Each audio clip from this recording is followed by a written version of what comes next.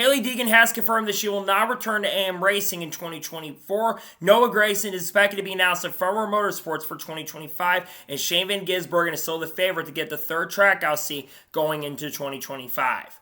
What's going on, guys? It's Daniel, and welcome back to our video. We got some NASCAR and other motorsports stories discussed today on the channel. Let's go ahead and just jump straight on those really quickly. We're first going to take a look at a ton of paint schemes that have been revealed over the course of the last couple days. Let's go ahead and just jump straight into them. The first paint scheme we're taking a look at is Austin Dillon's 2024 Boot Barn scheme that we're going to see this weekend at Pocono. I like the colors of it. I like the black. I like the red. I think they did an excellent job on this scheme, and I'm looking forward to seeing on the racetrack this weekend at Pocono.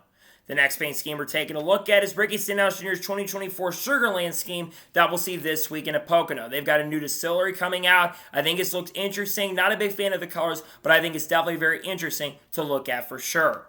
The next paint scheme we're taking a look at is J.J. Yeley's 2024 Ollie's Bargain Outlet scheme that we'll see this weekend at Pocono. I like the colors. I like the yellow. I like the red. I think it's very solid. Looking forward to seeing on the racetrack this weekend at Pocono. The next paint scheme we're taking a look at is Corey LaJoie's 2024 Parody in Paris scheme that we're going to see this weekend at Pocono. I like the colors. I like the scheme. I think did an excellent job on it. And it's a really cool sponsorship for this weekend at Pocono. The next paint scheme we're taking a look at is Denny Hamlin's 2024 Mavis Tires scheme that we'll see this weekend at Pocono. This scheme has changed so many times over the course of the last 4 or 5 weeks. I wish JGR could be a little more simple and stop changing the scheme every time it goes on the track. But I'm glad to see that Mavis will continue working with Denny Hamlin. The next paint scheme we're taking a look at is Brendan Poole's 2024 Members First scheme that we'll see this weekend at Pocono. I like the colors. I think Alpha Prime always does a great job. This one's no exception. I think did an excellent job, and I'm definitely looking forward to seeing on the racetrack this weekend at Pocono. The next paint scheme we're taking a look at is Todd Gilliland's 2024 C.H. Reed Incorporated scheme that we'll see this weekend at Pocono. Scheme's okay in my opinion. It's really awesome to see that he has a new sponsor for the weekend. I think it looks very, very solid. Looking forward to seeing on the racetrack this weekend at Pocono. The next paint scheme we're taking a look at is Corey Himes' 2024 LV Phantom scheme that we'll see this weekend at Pocono. This, of course, is the Lehigh Valley Phantoms team, the hockey organization. I think it's affiliated with other organizations. I think this looks okay in my opinion. Not the biggest fan of the color, but I'm definitely looking forward to see Corey Himes back in the Xfinity Series this weekend. And the final paint scheme we're taking a look at is Anthony Alfredo's 2024 Fortify scheme that we'll see later this year at Talladega. Really cool to see Anthony Alfredo have a new sponsor for later this year. This will be Anthony Alfredo's last scheduled Cup start at this moment. We know the Parker Rest of course, behind the 62 car at Daytona. I think it looks solid. I'm definitely looking forward to seeing on the racetrack this weekend or later this year at Talladega. And now we're going ahead and jump on to the next story of today's episode as we're talking about Hos Automation. As it was announced earlier this morning, the Hos Automation will be joining Pratt Miller Motorsports for the remainder of 2024. Hos Automation, which obviously has a big association with the Haas F1 team because Gene Haas owns, of course, the sponsorship. It's really exciting to see they're continuing to increase their branding in other motorsports. Obviously, Association NASCAR, they're going to have the Haas factory team next year, and now Hos Automation will increase their presence in other motorsports going forward. Really exciting stuff nonetheless, and glad to see the Hos Automation will be joining Pratt Miller Motorsports going forward. And now we're going ahead and jump on to the next story of today's episode as we're talking about Joe Gibbs Racing. As it was reported by TobyChristie.com and Joseph Stregley that Joe Gibbs Racing is going to be swapping the number 19 and 20 pit crews in the NASCAR Xfinity Series for this weekend at Pocono. Then they'll swap them in Atlanta, then Kansas, and Talladega. This will also include the crew chiefs, meaning that Tyler Allen will crew chief the 19 this weekend, and Seb Chofko has been crew chief of the 19, will crew chief the 20. They're looking to increase their presence in the Xfinity Series. It feels like the Xfinity team's been fading a little bit, though they did have a really strong run and won a national not too long ago with the 20 organization. I do think the 19 car, which I think maybe Ty Gibbs is running that car this weekend, if I'm not mistaken, they're going to have a good chance and opportunity to get it done. It's a very interesting move for sure for JGR. They're hoping to get their presence a lot better and be a lot more competitive. We'll see what ends up happening, but nonetheless, I think it's a very interesting move. Hopefully, it can lead to a lot of success for their organization going forward. And now we're going ahead and jump on to the next story of today's episode as we're talking about Thad Moffett. As it was announced yesterday that Thad Moffett will drive the 46 for Young's Motorsports for the remainder of 2024. Obviously, a couple weeks ago, there was a lot of drama when it was announced that Thad Moffett would not be driving the 46 truck for Faction 46. and Faction 46 has lost their owner's points. For what Eric Eastside reported on his channel, it sounds like there was financial issues and financial trouble and maybe a fallout had happened between Faction 46 and Nice Motorsports.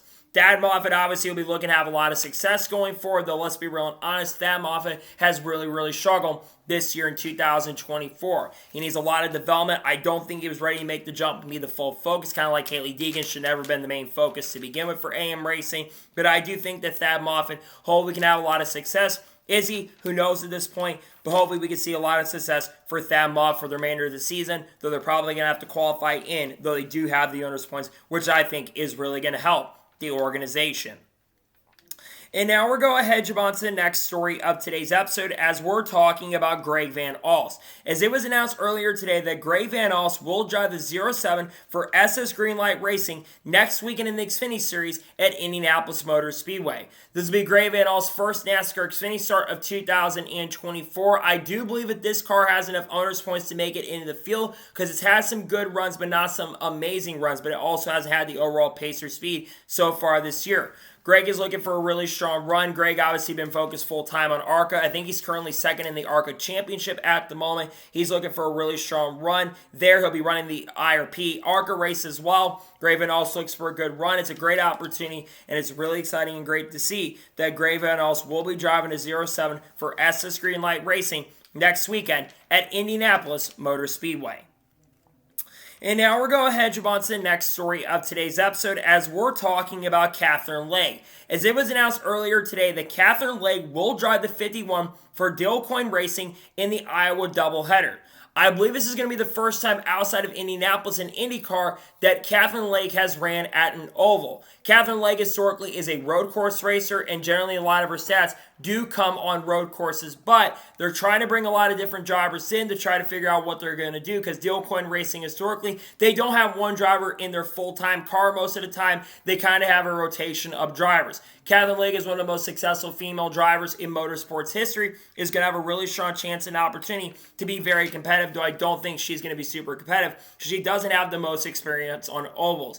That being said, it's an amazing and great opportunity for her, and I'm very happy and glad to see that Katherine Leg will be in IndyCar this weekend at Iowa. I hope she can run full-time maybe in the future IndyCar, though she is getting a little bit older at this point, but Katherine Leg is going to have a really strong chance and a fantastic opportunity to race at Iowa Speedway this weekend with Daly Racing. And now we're going ahead and jump on to the next story of today's episode as we're talking about Cody Ware. As it was announced earlier today that Cody Ware will drive the 15 for Rick Ware Racing this weekend at Pocono. I believe this will be Cody Ware's fourth start in the NASCAR Cup Series in 2024. I'm going to be real and honest, I'm not really excited about this because I wish that Kaz Grala was driving in the seat not because Cody Ware I don't think is a good driver. So I certainly don't think Cody Ware is really that great of a talent. But we've seen what Kaz Grala has been able to do so far in 2024. And I feel like if you had Kaz Grala full-time in this car, I think he'd be super competitive. And I think Kaz would be a lot more faster because Kaz Grala I think had a top 20 run this past weekend at Chicago. I really don't understand the decision of Cody Ware behind the wheel. I think he's going to run pretty bad. And sadly, I do think he is unfortunately going to struggle this weekend at Pocono and not have the pace or speed to compete up front. Hopefully he can prove me wrong. But like I said, I don't expect Cody Ware to do much. I think unfortunately we'll end up struggling this weekend at Pocono International Raceway. And now we're going ahead and jump on to the next story of today's episode as we're talking about the Chicago Street Course Xfinity TV viewers. Now we're going to talk about the Cup Series TV ratings here and the viewership for that here in just a little bit. But NBC reported earlier this morning that Saturday's NASCAR Xfinity Series race at Chicago averaged 1.8 million viewers. That is the most watched NASCAR Xfinity Series race on NBC since Homestead in 2015. That is absolutely huge. One of the most watched, and I believe, if I'm not mistaken, it's the fourth most watched NASCAR Xfinity Series race in the history of the Xfinity Series. Like I said, that is absolutely huge for NASCAR Xfinity Series competition. Obviously, the Xfinity Series isn't as popular, but it is continuing to grow, and there's a lot of big reason for that. Number one, a lot of people are tuning in to see if Shane Van Gisbergen, who won the Cup Series race last year, was going to be able to win the NASCAR Xfinity Series. But we also saw a fantastic battle between Shane Van Gisbergen and Kyle Larson throughout the event, which we kind of talked about on this channel. And I think seeing the Xfinity Series TV viewership be as high as it is, I think is absolutely excellent. And especially with them going to the CW in 2025, I truly do believe that you're going to continue to see that viewership go up and increase going forward with them going on a broadcast, especially with the fact that that's going to be starting earlier than they originally scheduled. I'm really excited about that transition, but I'm also really happy about this. I think this is an excellent move. It's really amazing to see. And nonetheless, really happy and glad to see that the TV viewership for the Xfinity Series race at Chicago was up. Really awesome and really great stuff overall, to be honest with you. And now we're going ahead, jump on to the next story of today's episode as we're talking about Ross Chastain. As it was announced yesterday that Ross Chastain will drive the 45 truck for Nice Motorsports this weekend at Pocono and next weekend at IRP, also known as Indianapolis Raceway Park. Ross Chastain has made select starts so far for Nice Motorsports in the 2024 season and has ran pretty solidly this year. In fact, got a win not too long ago, about a month or two ago, at Darlington Raceway. Ross Chastain also has won here in the Truck Series, I believe back in 2019, of course, in the 45 truck. I think Ross Chastain is going to have a really great chance and a very strong opportunity to get it done. I think he's going to have the pace and speed to keep up in the race. And like I said, I think Ross Chastain could go out there and win, even though he's going to have to go up against guys like Zay Smiths, we're going to talk about in just a second. Of course, Corey Hyman nearly beat Kyle Busch last year in this race, and also Nick Sanchez and Roger Kroof as well. But if I think there's anybody that is up for the task to run extremely well this weekend, I definitely think it's Ross Chastain. So I expect him to be very competitive. I expect him to be very, very fast. And I think that Ross Chastain will do a really good job over the course of the next couple of weeks with Nice Motorsports in the NASCAR Craftsman Truck Series. And now we're going ahead, jump on to the next story of today's episode as we're talking about Zay Smiths. As it was announced yesterday that Zay Smiths will drive the 91 for Hailie Racing this weekend at Pocono. This race was originally not scheduled for Zay Smiths. I do believe that Jack Wood was originally going to be the driver behind the wheel of this C, but this will be the last race that Zay Smiths, I believe, is going to run in 2024. While Zay Smiths has not won a truck series so far, he has been generally pretty solid and has been fast with Hailie Racing. And I think that speed he's shown in trucks is starting to transition a little bit over with driving for Spire Motorsports. I think Zay Smith's going to have a really strong chance and opportunity to go out there and get the win. I think he's going to be very competitive. I think he's going to be super quick and fast. And I think he absolutely has to be one of the favorites to go out there and get it done.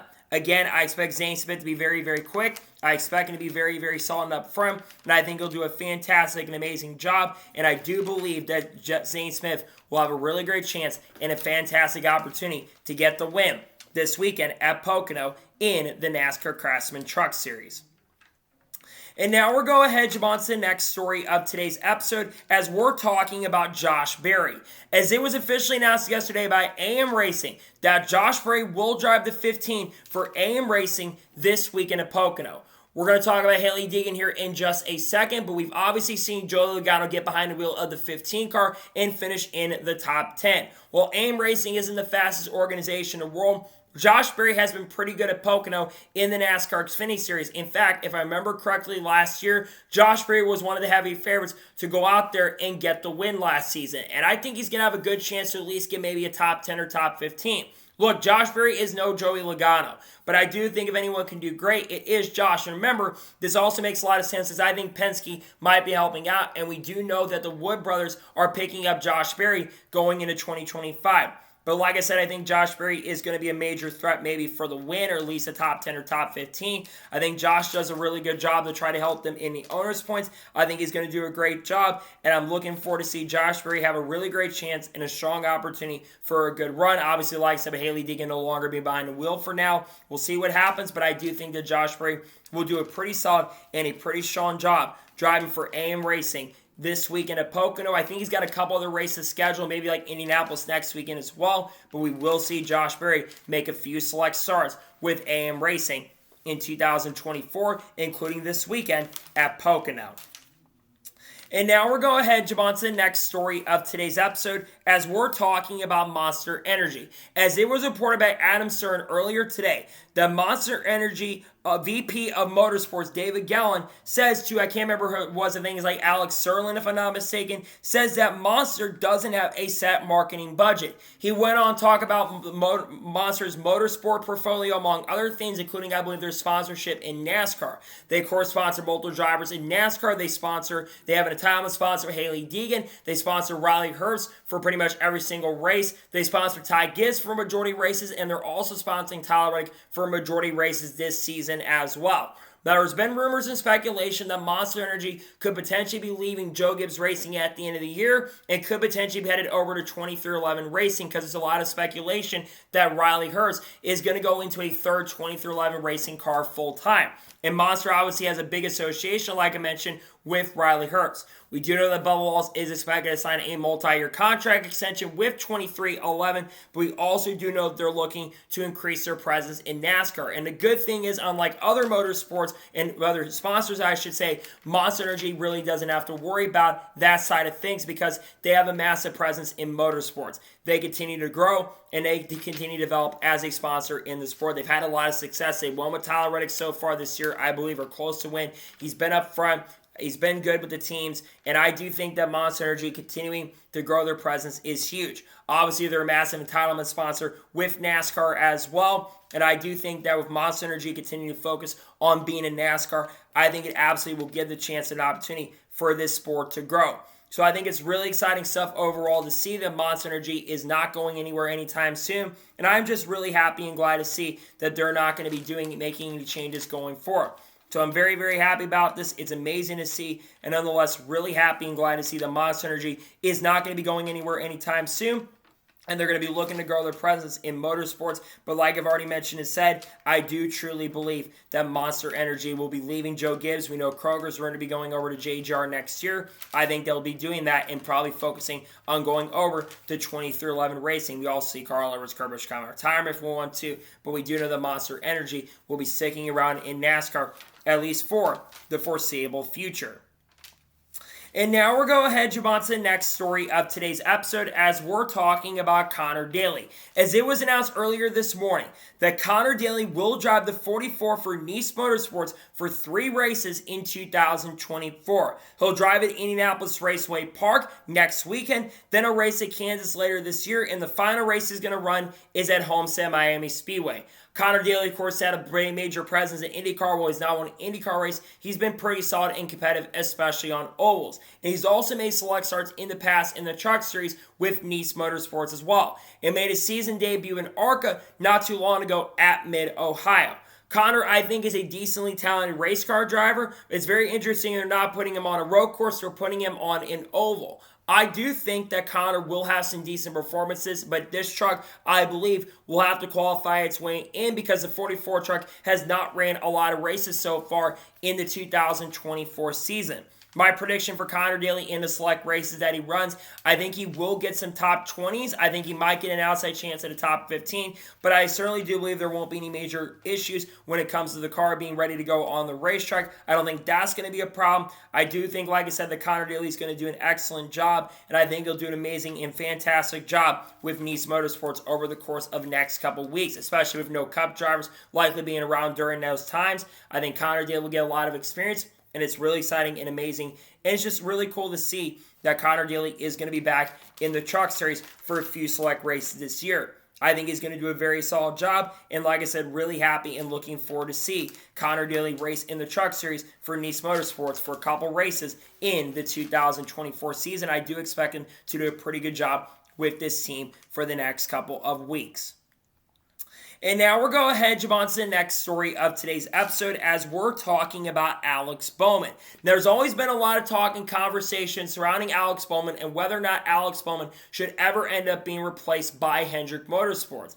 Alex Bowman is currently under contract at Hendrick Motorsports through the 2026 season. Now, Alex Bowman did pick up his first NASCAR Cup Series win this past weekend at the Chicago Street Course. And Jeff Gordon, of course, is basically the second in command at Hendrick Motorsports currently at the moment. He says that the win for Alex Bowman is huge and spoke on the impact of Alex Bowman's win, especially on the future as well, where basically defended Alex Bowman in a pretty huge way.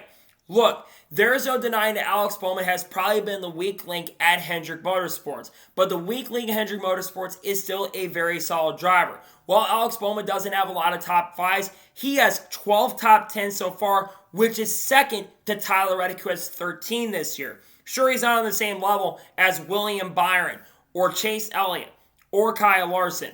But if he was number 4 at Hendrick, you're still doing as good as he's done. You're still doing a really good job. On top of that as well, Hendrick Motorsports is the only organization right now outside of Team Penske that has all their cars that have won a race. And they're the only 4-car team at that every driver on the organization has gone to victory lane.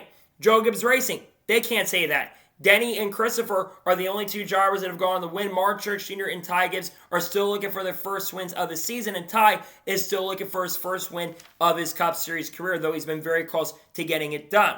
I'm just saying, when you look at Alex Bowman, right, I think Bowman's been a very solid driver. I don't see him going away anytime soon. He's very confident now, and I do expect his performance to continue to improve and get a lot better going forward. So I'm really excited for Alex. I'm really hoping the confidence can come in for Alex Bowman going forward. And it's just really awesome and great to see that people at Hendrick Motorsports have Alex Bowman's back. That's the most important thing you can have, is people in your circle really helping you. And I do think that with Jeff Gordon being supportive of them and Allie being supportive, I don't see Alex Bowman going anywhere anytime soon going forward. He'll stick around and continue driving for Hendrick Motorsports for the long-term future. And now we're going ahead, jump on to the next story of today's episode, as we're talking about Nitrocross. As it was reported by Adam Stern on Monday morning, that NASCAR is in advanced talks to invest in Nitrocross, a move that would allow NASCAR to play a role in an EV racing series without having their name on the bill. It's no secret that NASCAR this past weekend revealed an all-electric race car. Now, NASCAR themselves have said that they are not planning to create their own series. But we do know that Dana White, who owns Thrill 1 and Nitrocross, we know them having talks and conversations. If I remember correctly, Dana White went on a pretty big podcast, a pretty popular one at that, and basically said that he was planning to meet with NASCAR after the July 4th weekend, which of course was at the Chicago Street Course. And remember, we know ABB is working heavily with this, and Dana White was actually spotted at the Chicago Street Course as well. This is why this electric car is in the works. Obviously, there's been a big talk about Nitrocross, and it's a really growing series at the moment, but all-electric vehicles are not very popular among the general public, which is why when you look at an electric car, I think a lot of people do complain. And again, I understand some of the complaints, and I do understand some of the criticisms for sure. Do not get me wrong. But NASCAR just revealed a vehicle. I saw some people speculating that certain manufacturers like Cadillac were going to get involved in this, and they're not involved as to my understanding. That being said, you look at a move like this, I really don't see what the problem is within an all-electric vehicle. And I think it is cool that Nitrocross and Dana White are very interested. And again, you look at the future of motorsports as a whole as well, right? The car manufacturers determine what happens in motorsports in a pretty big way. And we know that things are changing. With the car manufacturers, among other things, the world is changing at a very fast and a really huge pace. We don't know what's going to be happening 10 years down the road or even a couple weeks down the road, because a lot of these car manufacturers continue to change. Whatever ends up being the best idea for the sport and the best idea for all these manufacturers especially will be the decision that all the manufacturers end up going with in the future. Whatever's the most sustainable, whatever ends up winning out, which I think sustainable fuels are really the way to go. In my opinion, it'll be very interesting, like I said, to kind of see how things play out. I kind of hope we get hydrogen or hybrids or sustainable fuels, which I think would be a big win for NASCAR if it did end up happening. So we'll see what happens going forward in regards to that. To me, I want to see it work out for the sport. I want to see whatever's going to make the sport in a better place. We'll see what happens, but we do know the Nitrocross is in heavy talks to work with NASCAR going into the future. And now we're going ahead, jump on to the next story of today's episode, as we're talking about Lee Diffie. As Lee Diffie has officially confirmed to everybody on Twitter that this weekend at Iowa Speedway, he'll be covering his last IndyCar race. We do know that IndyCar is going to be going over to Fox in 2025, but he's officially confirmed the rumors that we've been hearing and the stuff that was reported by Adam Stern not too long ago. Remember, Adam Stern reported about a month or two ago that after the Olympic break concluded, Lee Diffie would begin covering every single NASCAR Cup Series race. That means that Rick Allen will only focus on the NASCAR Xfinity Series, but he will also go over and be on the CW for the final 8 NASCAR Xfinity Series races in 2025, because remember, the CW is going to be covering the Xfinity Series going forward. Lee Diffie, in my opinion, is probably the best motorsports commentator that we have covering U.S. races. Yes, David Croft is really good in Formula One, but David Croft is no longer doing it really on a full-time basis. I think some other guys coming in and doing a few select races at this point as well, because David Croft's been doing this for a long time, and he wants to rest a little bit. I think that Lee Diffie, though, coming in and covering Cup Series races is going to be very fun, and I think it's going to be amazing to see him get the chance and opportunity to do it. But at the same time, it is going to suck to see that Lee Diffie is not going to be covering IndyCar races going forward after this year. Because I think that Lee Diffie has been absolutely amazing for IndyCar. He's done a lot of amazing things for the sport as a whole. And I think it's going to be sad to see that Lee Diffie will no longer be in IndyCar after this weekend at Iowa. Lee, we want to thank you for your contributions to IndyCar, but we cannot also wait to see you come over to NASCAR and cover that going forward. So I'm really happy about him coming over and working in NASCAR, but at the same time, it sucks to see that Lee Diffie will not be covering any more IndyCar races after the next couple of weeks. Of course, this week at Iowa will be the last time he'll cover. It sucks to see that he will not be covering any more IndyCar races after this weekend at Iowa. And now we're going ahead and jump on to the next story of today's episode as we're talking about the Chicago Street Course TV ratings.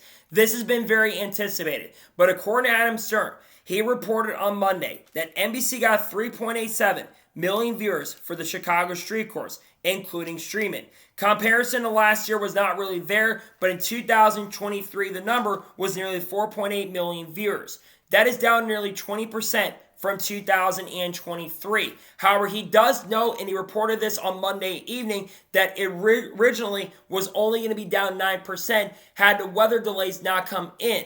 The big reason why the ratings are down for this year's Chicago Street Course weekend in the Cup Series is because of the fact that rain came in and delayed the race by nearly 2 hours. Another big reason why TV ratings were down was because Shane Van Gisbergen was wrecked out of the event. Shane Van Gisbergen was a heavy favorite to go and win, and I think a lot of people who were watching this race were really wanting to see if SVG was going to have a really strong chance and opportunity to go back-to-back this year. He got taken out by Chase Briscoe when the rain came into play. NASCAR decided to restart in double file, and I thought that was a really bad decision on their part that they decided to do that. It is disappointing to see it down a little bit, but I still think one thing can be noted, it is still up 35% from other races that have been on NBC. So despite it being down from 2023, it still is a very solid number to have nearly 4 million people tune in, which begs to differ. Should Chicago Street Course come back next year? Absolutely 100% without exception.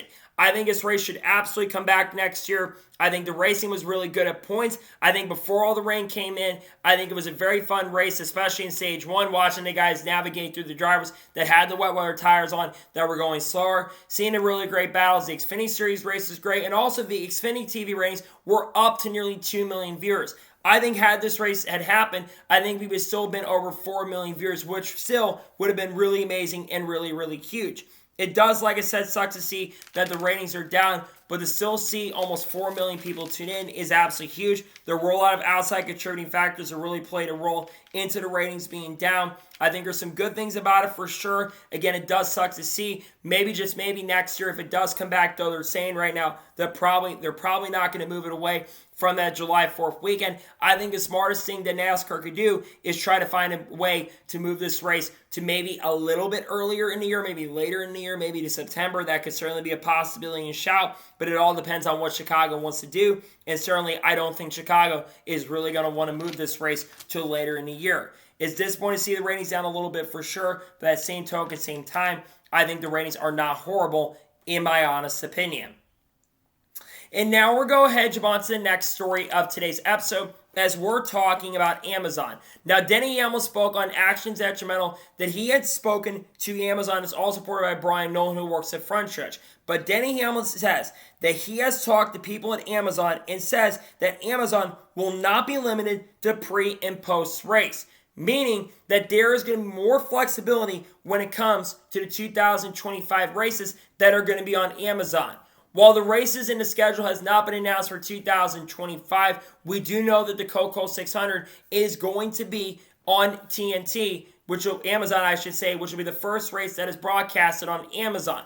This is a really, really huge deal for a lot of reasons. One of my biggest gripes and biggest problems that I have had with the last couple of years, and really the last 4 or 5 years, is these TV networks have started these races so late. Again, I understand that they really want to get that big viewership from prime time.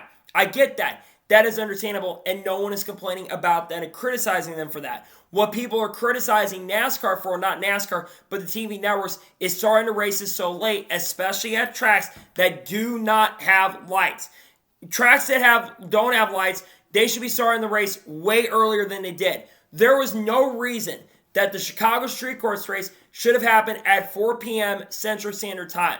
That is really, really late. I get that you cannot control the weather, but at the same time, weather can pop up at any given time. And NASCAR absolutely has to be prepared for that. And I think had NASCAR done some better procedures, I don't think we would have been in this position in the first place. To me, when I look at this situation, seeing Amazon, though, say that they're going to be more flexible when it comes to the schedule next year and when it comes to what is televised and when the races start, among other things, I hope that they decide to go ahead and have these races scheduled earlier, but it all unfortunately depends on money, which I think is a really unfortunate thing. I really wish money was not a big contributing factor to a lot of decisions that are made in the sport. But like I said, it sadly looks like the decision will be made by the teams, but it sounds like Amazon will be more flexible, which I think is a big win, which also I think is a massive and really huge win for streaming overall, in my honest opinion.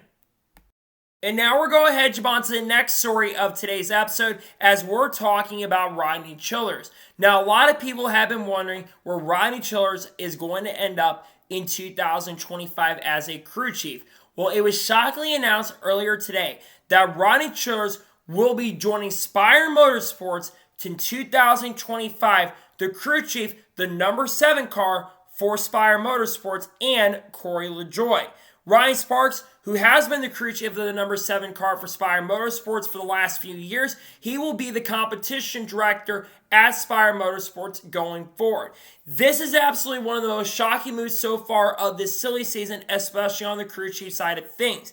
If you would have told me that Rodney Childers was going to be going away and not crew chiefing for Josh Berry next year, or leaving Ford altogether, I probably would have laughed at you. But we do know that Spire Motorsports is paying a pretty penny to pick up some really big names. And also, this also makes a little sense why he's going over to work at Spire. A lot of people from the Ford organization that Kevin Harvick, of course, drove Ford SHR have gone to work at Spire Motorsports in recent years. And like I mentioned and said, we know Spire Motorsports is paying out a pretty penny. And they were really pushing to get Rodney Childers. I am disappointed to see that Rodney Childers will not be working with Front Row or Josh Berry next season at the Wood Brothers, but at the same token, same time, this is a massive pickup for Spire Motorsports in many ways. Number one, Corey LaJoie is going to have one of the best crew chiefs in the NASCAR Cup Series. Number two, both the other drivers, that being Michael McDowell and Carson Ospar, are going to be able to use that information.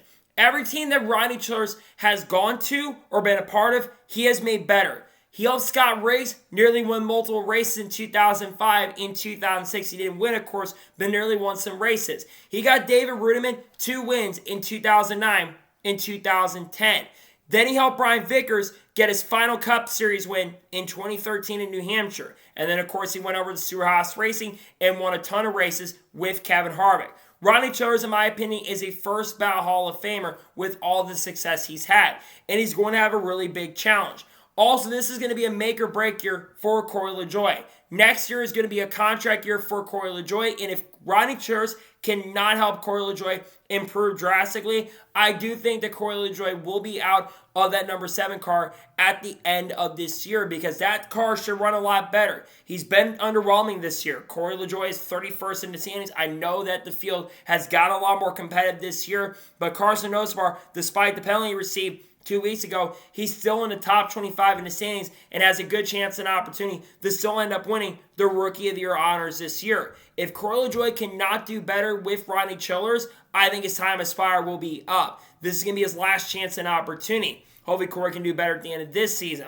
But also, you look at what Spire Motorsports has been doing in recent years. They've been hiring a lot of big people. They got Michael McDowell driving the 71 car next season. They've also, of course, been hiring some other big names. They, of course, purchased Kyle Busch Motorsports Truck Series organization and moved into that building. And there's been rumors and chatter that Andretti's going to be coming in and potentially buying this team up in the near future with that Gamebridge money. Overall, this is a massive pickup for Spire Motorsports. I think it's a massive and huge deal, and I'm really happy to see that Rodney Childers find a place. I just wish Rodney Childers was working with Josh Berry. I do predict that the guy that's currently crew chiefing, Jeremy Bones, will probably be the crew chief for Josh Berry in 2025. And now we're going ahead and jump on to the first of 3 major stories in today's episode as we're talking about Zay Smith and Shane Van Gisbergen. Now, someone asked a question about what Zay Smiths Future is going to look like in 2025 to Bob Pockers. And Bob Pockers actually responded to this question by saying that Zay Smith does have multiple options going into 2025. Now, obviously, their Trackhouse Racing, we are expecting to have 3 cars in the Cup Series in 2025. And currently that third seat is up for grabs between Zay Smith and Shane Van Gisbergen, who both are currently under contract with Trackhouse through, I believe, at least 2025 and 2026. Now, a lot of people are expecting, however, that Shane Van Gisbergen is going to get the third Trackhouse seat going into 2025. And there's many reasons for that. Number one, Shane Van Gisbergen is currently the winningest driver in the NASCAR Xfinity Series this year, that being with 3 victories. Number 2, Shane Van Gisbergen has been improving drastically on ovals over the course of the last couple weeks especially. So far this year, in the 17 or 18 NASCAR Xfinity Series races we've ran, Shane Van Gisbergen has only finished 4 times outside of the top 20. One of those was for a penalty where he crossed the line, technically second, but got a penalty for 30 seconds for cutting a corner. And the other 3 outside of Iowa were really things that were really out of his control. Talladega finished 22nd because of fuel issues. Vegas was because of an engine failure, and Iowa unfortunately didn't end up wrecking out. But Shane brings a lot of sponsorship and funding to the table as well. We know Red Bull's got a pretty awesome and a huge association with Shane Van Gisbergen, which is why it's expected that Shane Van Gisbergen is going to be full-time with this team in 2025. So what does this mean for Zay Smith? Well, Zay Smith does have 2 other options going into next year. He could leave Trackhouse altogether and not be associated with him, or could potentially end up going and driving the second Kaulig racing car, taking over the 31 seat next year. That 31 car is going to come down to funding, but we do know that Kaulig Racing has a pretty big association with Trackhouse Racing. And I do think that going into 2025, they're really going to want to keep Zay Smith around, that being Trackhouse in some sort of capacity. And I think they're going to loan Zay Smith potentially out to that ride. Look, and I want to say this in no disrespect to Daniel Hemrick, but I think Zay Smith is a better driver than Daniel Hemrick, and I do think that Zay Smith is going to do a lot better job if he gets a chance and opportunity to drive that car in 2025. But the final option for Zane could be one of the front row seats. Zay Smith drove for front row for a very, very long time. Drove there in the Truck Series, won the championship in 2022, and could have gone back-to-back in 2023, but obviously struggled a little bit. He could return to front row, but expectations are that Sam Mayer or Christian Eckes are going to end up getting the third seat, that being the number 36 car for 2025. So I think Zay Smith is limited a little bit on what he could go do, but I think it will be either Trackhouse, of course, Kaulig, or Row Motorsports. My prediction for Zay Smith going into the 2025 season is I think he's going to be driving the 31 car for Kaulig Racing next year, while Dan Hemrick is going to move over to the 16 car and run select races and move back to being full-time in the NASCAR Xfinity Series, and most likely going into the 11 car that Josh Williams has been driving, which Josh Williams has been drastically struggling in the 11 car so far this year. So I think at Zay Smith is going to go and move to Kaulig next year. And I also, like I said, back to SVG, I think Shane Van Gisbergen is going to end up driving the third Trackhouse racing car full-time in 2025. We'll talk a little bit more about silly season here in just a second, but I think that's what's going to happen to the drivers associated with the Trackhouse Racing organization. And now we're going ahead and jump on to the first of two major stories in today's episode as we're talking about Front Row Motorsports. Now, Front Row Motorsports confirmed to multiple reporters and pretty much every reporter in the industry that later today we will be officially announcing their second driver for 2025.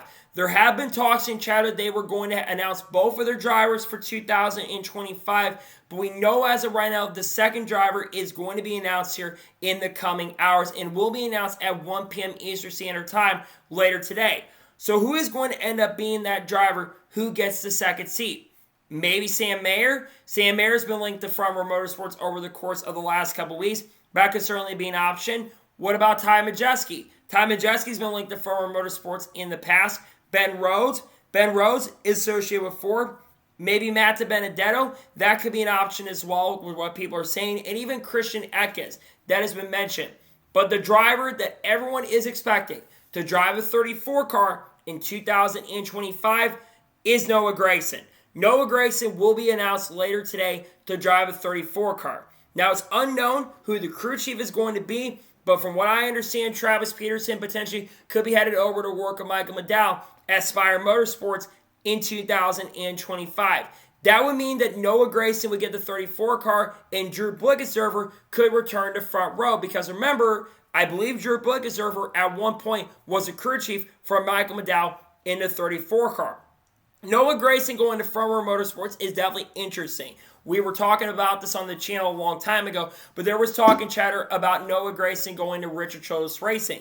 And it sounded like that was going to be a really big possibility up until when Gene Haas announced he was going to be keeping one of the SHR charters and opening up the Haas factory team.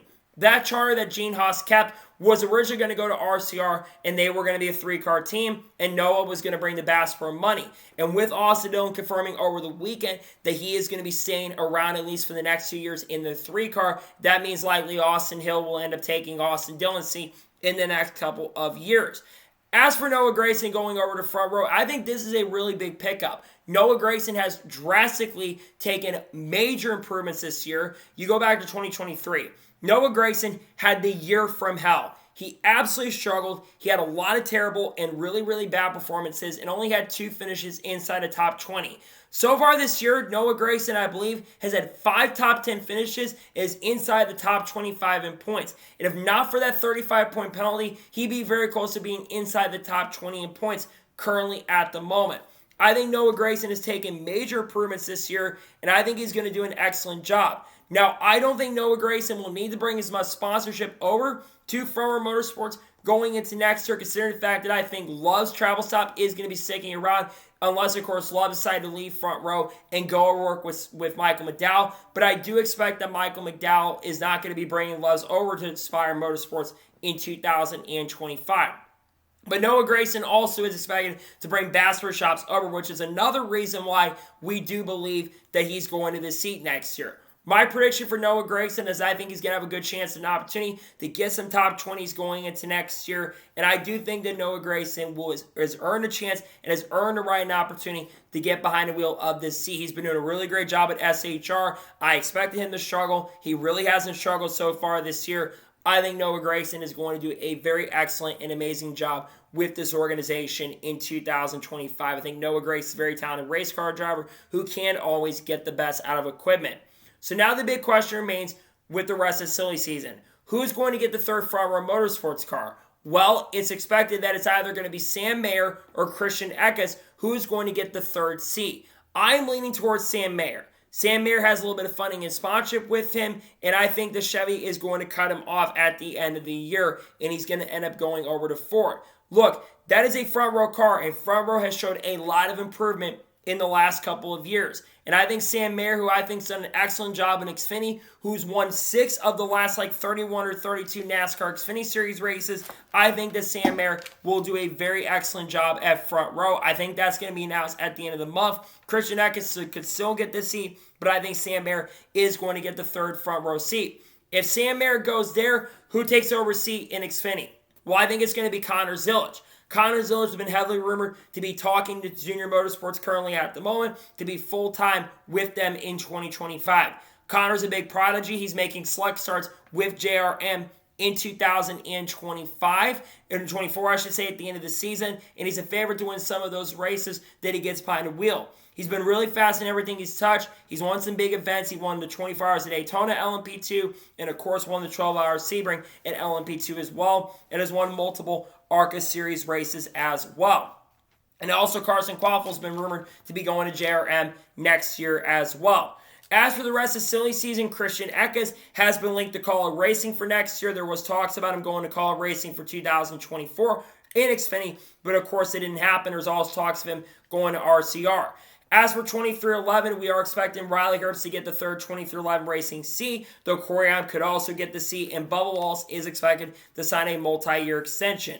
As for the other teams and organizations, Legacy is another team that's interesting. If Eric Jones decides to leave Legacy at the end of the season, there is a chance that Corey Heim could get the seat, but many are expecting that Corey Heim is going to not get that seat and Eric Jones is going to stick around. Then, of course, there's talk about Junior Motorsports always going Cup racing. That, of course, is not happening. We know 2311 is going to have a fourth car next year part-time for Mark Truex Jr., like in the 56 car. Chandler Smith might make select starts in that car. And there's a lot of big moving parts that are going to be happening with silly season. Ryan Preece, speaking of him, I think he goes to Haas Factory Team next year and becomes a teammate with Harrison Burton and runs part-time with Rick Ware Racing. And I think he'll go, like I said, part-time with RWR next year. So we'll wait to see what happens in regards to the remainder of silly season this year and see what other moves end up being made. But we know later today that Noah Gragson, like I said, will end up with Front Row. And I think he'll do a very excellent job with Front Row Motorsports in the 2025 NASCAR Cup Series season. And now we're going ahead and jump on to the final major story of today's episode as we're talking about Hailie Deegan once again. Now, we did a video covering this on the channel on Monday, but it was officially confirmed by both AIM Racing and Hailie Deegan herself that Hailie Deegan has officially parted ways with AIM Racing and will not be driving for AIM Racing going forward. According to what AIM Racing originally reported, they said they're going to have multiple drivers behind the wheel of the 15 car for the remainder of the season, and they wish Hailie Deegan the best in their endeavors. When you look at Hailie Deegan's statement, she said that our goals did not align, and that's why I'm leaving the team going forward. She is hoping to be back at the racetrack really soon and is hoping to be behind the wheel of a car or truck going into the remainder of 2024. This is definitely not surprising. Look, there's been a lot of talk and rumors that Hailie Deegan was going to lose her seat at AIM Racing when it was announced last week that Hailie Deegan was being replaced by Joey Logano for last weekend's race at the Chicago Street Course. And I expected at that time, especially with her unfollowing AIM Racing on Twitter and Instagram as well, when I saw that, that kind of confirmed to me that she was going to be out of AIM Racing. Look, is AIM Racing the fastest organization in the world? No, absolutely not. That being said, last year, Brett Moffett had 9 top 10 finishes and a top 5. That coming at the Chicago Street Course. Hailie Deegan, up until last week at Chicago, she only had 4 top 20 finishes. They made a crew chief change and got rid of Joe Williams, and Matt Lucas, who is a former Joe Gibbs Racing crew chief, by the way, he took over the crew chiefing duties for the remainder of the season, and I think he's still going to be there for the remainder of the year. He's been the competence director of the team and moved into the crew chiefing duties. It's no secret that AIM Racing also, though, however, has had some big problems. Joe Williams actually talked about this on Facebook, but basically said that Hailie Deegan was not the only problem at AIM Racing. There were a lot of issues that kind of mess up with the team, and that's one of the reasons why he left the team. He got fired from the organization and left in his own way. What does this though mean for Hailie Deegan? Well, Hailie Deegan, I think her career is not over just yet. I do think that Hailie Deegan is still going to find a way to be in the sport going forward. I think what she should do is maybe run some races in the truck series. Maybe go to a mid-pack organization or maybe go to second front row truck. That could certainly be a possibility. Or if she wants to stay in the NASCAR Xfinity Series, leave Ford altogether or go next year to the Haas Factory Team and try to prove herself or go there on a part-time basis. That could be an option for her going into next year. Or maybe go part-time Cup. That could always happen as well. But I'll be real frank and honest. Hailie Deegan is going to have one big opportunity left because I don't think Hailie Deegan has made her last opportunity in NASCAR altogether. Remember, Hailie Deegan is not even 25 years old yet. She's only 22 years old and won't turn 23. She has plenty of time to turn her career around and get her career a lot better. I get that Hailie Deegan struggled, and I think it's no secret that I've been really critical of her of recent weeks. And we all need to be real and honest with ourselves. We should expect Joey Logano to run a lot better because Joey Logano, of course, is a two-time Cup champion. I also agree with something that Dale Jr. said on a Dale Jr. down earlier today that he's speaking to TJ Majors about. He basically said that Hailie Deegan got rushed up way too quickly. And this is not just a problem with Hailie herself, but this is a problem with all drivers that are coming up through the ranks. They get rushed up really quickly because they see this big chance and big opportunity to go there, and they make the move. I think another big thing that really hurt Hailie Deegan's career was switching away from Toyota and going to Ford.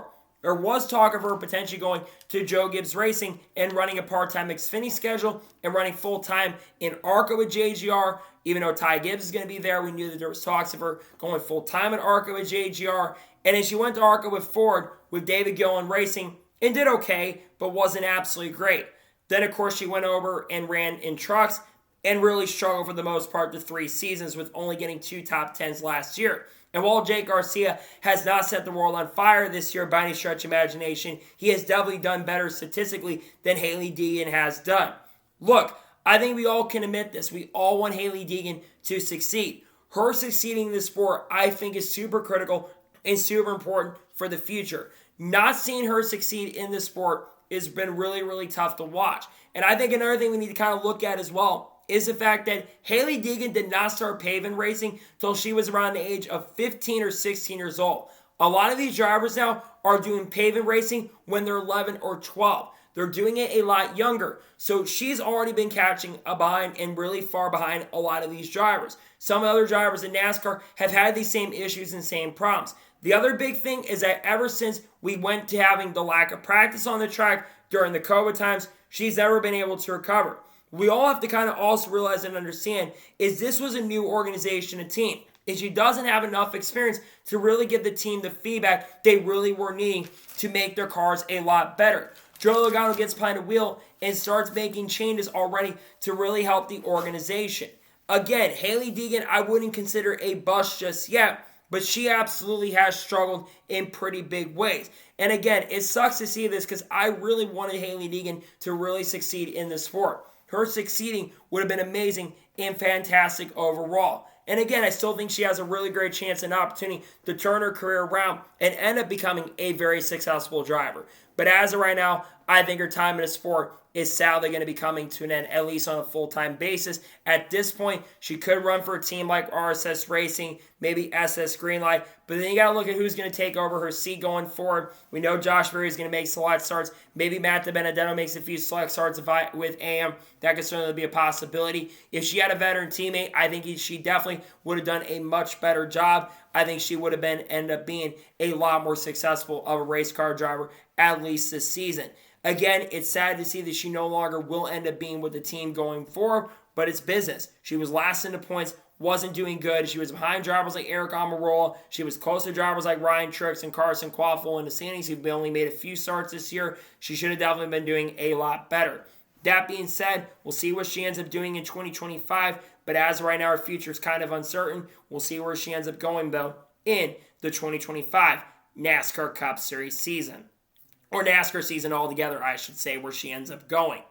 So, that is going to be today's NASCAR news and motorsports news video. I want to thank you guys for watching. Please subscribe to the channel, notifications on, so if I win a video, let's go live on my channel.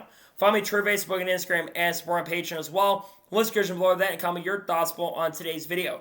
Where do you think Hailie Deegan's going to end up in the future? Let me know your thoughts in the comments below. And how do you think Noah Gragson's going to do at front row this year? Let me know your thoughts in the comments below. Later today on the channel, we'll talk more about the Noah Gragson announcement that's coming later today. We're also going to have the Xfinity Series race picks for this weekend at Pocono. Tomorrow on the channel, we'll have the Cup Series race picks for Pocono. We'll have the paint skin video, and if any major news breaks over the course of the next couple of days, we'll discuss it here live on the channel.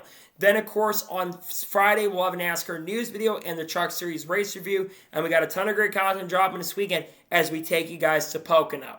So anyways, like I said, I want to thank you guys for watching today's episode, and I'll see you guys next time for more great, awesome NASCAR content and other motorsports content on the channel like this. Take care, everybody.